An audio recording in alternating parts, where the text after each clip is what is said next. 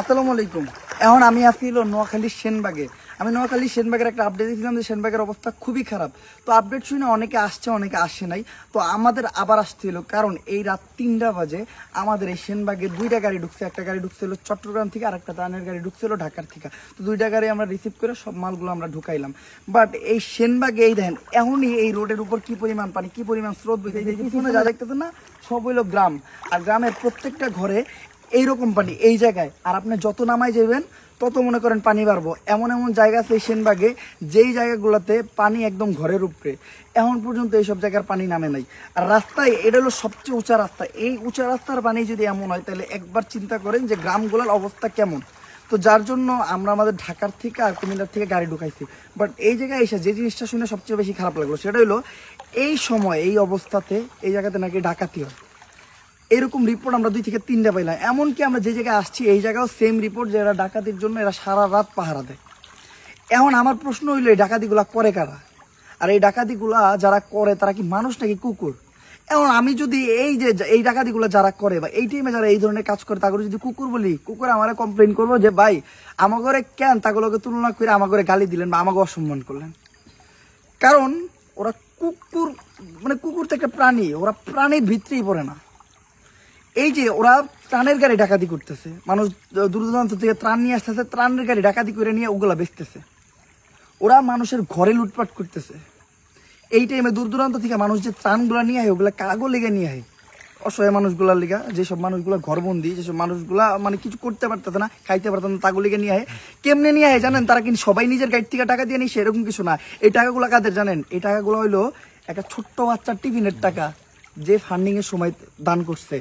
একটা ভিক্ষুক সারাদিন ভিক্ষা করে যে টাকাটা কামাইছে ওইটা দিতেছে। একটা রিক্সা চালক সারাদিন রিক্সা যে টাকা কামাইতেছে ওই থেকে টাকা দিতেছে। একটা দিন মজুর, একটা শ্রমিক, তাদের সারাদিনের শ্রমের টাকা দিতেছে। এছাড়া অনেককে ওনাকে চিকিৎসার টাকা দিতেছে, যে ভাই এই টাকাটা রাখছিলাম চিকিৎসার জন্য, এই টাকাটা নেন। অনেকে রিসেন্টলি অনেক ভিডিও ভাইরাল হয়েছে, একটা বাচ্চা উমরার জমানো টাকা দিয়ে দিছে। একজন ব্যক্তি তার মা মইরা গেছে, 4 বছর আগে তার মা মারা গেছে, তার মা যে টাকাগুলো জমাইছে ব্যাংকে ওই টাকাগুলো দিছে। এই টাকাগুলো কালেক্ট করে ত্রাণ নিয়ে যারা আসে, ওই ত্রাণের গাড়ি যারা ডাকাতি করে, এরা কে? এরা কি?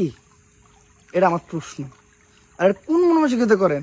আর এগুলা কি করে দূরের মানুষ কি এই জায়গাগুলো চিনে? এগুলো করে এই এরিয়ারই মানুষ। ভাই আপনার এলাকার মানুষের দুঃখ দেখে দূরের মানুষের কষ্ট লাগে, ভাই আপনাকে ভিতরে লাগে না? এগুলো কথা শুনলেই তো খারাপ লাগে। মানে আপনারা তার টাকাগুলো মারতেছেন, আপনারা কিন্তু এই ত্রাণ মারতেছেন না, আপনারা তার টাকা মারতেছেন। যে বাচ্চারা ওই যে টিফিনের টাকা বাচ্চা টাকা দিছিল, যে ভিক্ষুকটা সারাদিন ভিক্ষা করে টাকাটা দিছিল, যে দিন মজুরটা সারাদিন এই রোদ্রের ভিতরে অক্লান্ত পরিশ্রম করে ওই টাকাটা দিছিল, এগুলো মারতেছেন। এই টাকা যে মারতেছেন, এই টাকা নিয়ে আপনি কই যাবেন? এই টাকার হিসাবটা কই দিবেন? আমরা মানুষ হমু কবে? আদৌ কি আমরা মানুষ কখনো হইতে পারবো? আর একটা জিনিস বলি, এই রিসেন্টলি এই ত্রাণ নিয়ে একটা সিন্ডিকেট চলতেছে। সিন্ডিকেটটা কি জানেন? আমরা কালকে একটা গ্রামে ত্রাণ দিতে গেছি, ওই গ্রামের চেয়ারম্যান, উনার হুকুম ছাড়া কেউ ত্রাণ দিতে পারবো না, উনারে ত্রাণ দিতে হবে, উনি পুরা গ্রাম রে দিব। এখন উনি কি আসলেও পুরা গ্রাম রে দিব নাকি উনি ওগুলা বেচা খাইবো, এটা আমরা কেমনি শিওর হবো? আরো বড় সিন্ডিকেট শুনবেন, এই ত্রাণ রাস্তার সাইড দিয়ে আমরা যারা নিয়ে যেতেছি, মানুষ বোট নিয়ে বলতেছে ভাই আমার করে দেন, আমরা এই গ্রামে পৌঁছে দিব, আমরা বিশ্বাস করে তাকে দিতেছি, তারা নিয়ে বেঁচে দিতেছে। এটা একটা সিন্ডিকেট।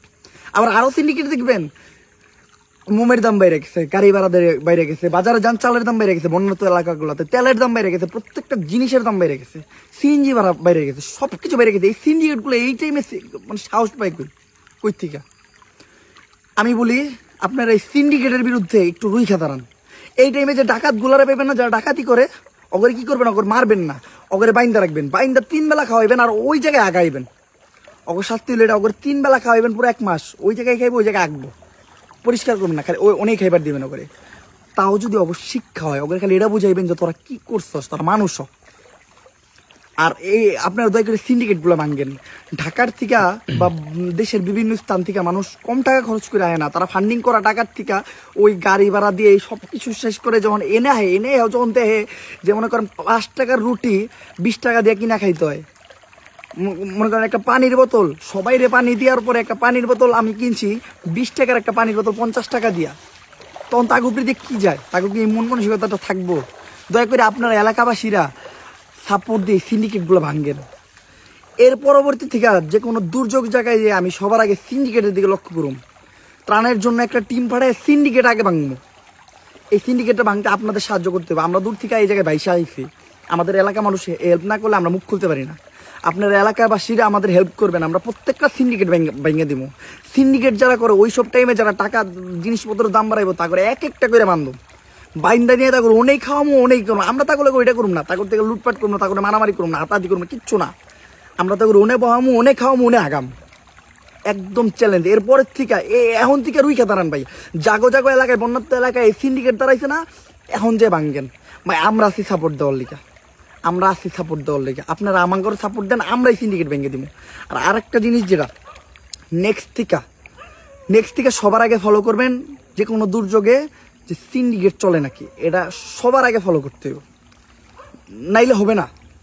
আর যত ধরনের যত ঝামেলা আমাদের সবার একসাথে ফেস করতে হবে। আমাদের এই ধরনের জিনিস আগে এরিয়া থেকে সরাইতে হবে, নয়তো মানে একজনের জন্য 10 জনের নাম খারাপ হয়। ভাই বরিশাল থেকে ত্রাণের গাড়ি আসছে একটা, ওগো ত্রাণের গাড়িটা রেখে দিচ্ছে, ওগোর ইচ্ছা মতো পিটাইছে। এগুলো যখন শুনি, যখন দেখি গুলো আমাকে সামনে, এগুলো মানুষগুলো যখন পইরা আমার কাছে করে আমার কাছে এই স্টোরিগুলো কয়, তখন ভাই মানে নিজের মানুষ হিসেবে পরিচিতি দিতে লজ্জা করে। মনে করেন এই একজনের জন্য 10 জনের খারাপ করেন না। অনেকে এইসব কাহিনী দেখে, সিন্ডিকেট দেখে, সব জিনিসের দাম বেশি দেখে কইতেন যে এদিকে আমরা ভুল করছি, আমরা জামুগা। এটা কয়ে লাভ নাই। প্রত্যেকটা জায়গায় ভালো আছে খারাপ আছে। বন্যায় কি সবাই ত্রাণ দিতে হয়? সবাই ত্রাণ দিতে হয় না। এই যে বহুত বন্যা টুর বেরিয়েছে, তো এই একজনের জন্য ঢাকার থেকে বা দেশের থেকে যারা এতে সবার নাম খারাপ। আমরা পর্যন্ত প্রতিদিন অপমানিতই, তারপর আমরা পইরে আছি। তো আপনারা দয়া করে সিন্ডিকেট গুলা ভাঙ্গেন, এলাকায় পাহারা দেন। ওপরে যদি ধরতে পারেন, আমি যেটা কইছি ওটা করেন, ইনশাল্লাহ আমরা সামনে যত দুর্যোগ হইব, যা হইব দেশে, আমরা সবাই এক লগে প্রতিরোধ করুম। शाबाश बेटा।